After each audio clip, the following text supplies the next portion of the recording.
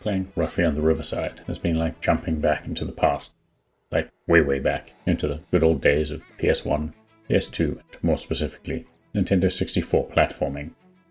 There's an earworm of a soundtrack that embeds itself in your mind, an expansive world to jump and run through, tons of quirky characters to meet, gorgeous visuals bring the world to virtual life, and the most important ingredient to stand out in a crowded market, superb gameplay innovation that turns a fun time into a must-play title.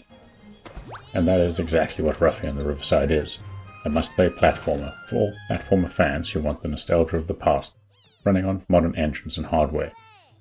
But Ruffy and The Riverside is so much more than just nostalgia in a box. It's a joyously addictive exercise in taking a simple concept and spinning it into a defining gameplay mechanic.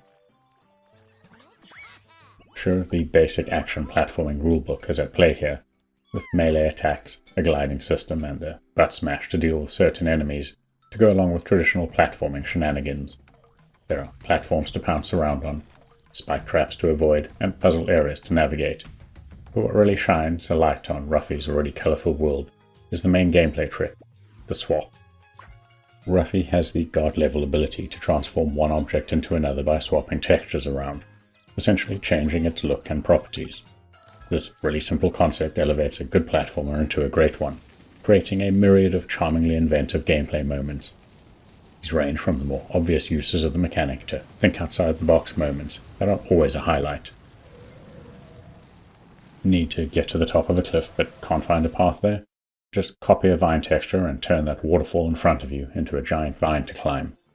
Stone pillars blocking your path, turn them into wood and punch them down. Need to cross a body of water? Why not make use of that ice flow just to your left? These, of course, are just the more obvious uses of Ruffy's power designed to help you move across the world. But you'll also solve simpler puzzles by changing the markings on rock, or turning a pillar into a magnet to break the chains holding a door closed. The world has been designed to make use of the swap mechanic at just about every moment, with some changes more permanent than others, and some more beneficial. But it's really those think-outside-the-box moments that breathe such fresh air into the genre, with their more elaborate puzzle solutions, such as turning a stone pillar blocking your path into wood, and the water spout just beneath it into fire, to bring a fiery end to the obstacle, before turning that fire spout back into water and riding it up to your goal. The game is full of these kinds of puzzle sequences, which, I must admit, occasionally had me scratching my head. But they were never too tough to figure out in time and always left me with a "damn, that's cool" smile on my face. Of course, if you are struggling to figure them out, the NPCs are always willing to help you out for a few coins. Though I'd argue against it, because part of the charm of Ruffy and The Riverside is seeing just how much creativity you can get away with.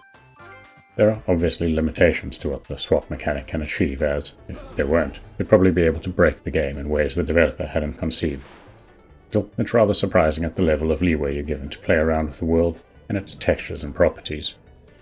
The world itself is rather large and perhaps a little too full of things to do and collect. Seasoned gamers who love that stuff will find plenty of collectibles to scour high and low for, while the rest of us can focus on every little platforming, puzzle or racing sequence on offer. Visually, the game is gorgeous and really looks like a Nintendo 64 game presented at an ultra-high resolution. And I mean that in the best way possible.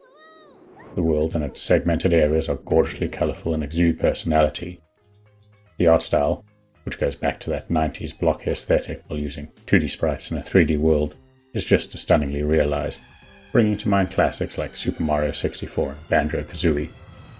It's all backed up by some wonderful 2D animation for the game's oddball characters, and a soundtrack, and sound effects, that really stuck around long after I had finished playing. If you hadn't figured it out already, I'm smitten by the game's infectiously joyous charm. That said, it's not a perfect blast from the past, as the original Nintendo Switch occasionally struggles when there's too much being rendered on screen. There's some frame rate jitters and a bit of a sluggish feeling in the controls during these sections. To keep the frame rate high, I imagine, distant vistas fade in and out depending on the camera angle and your distance from those areas, giving a bit of a fog of war feeling to the proceedings, while making sure the zone you're in gets rendered in full.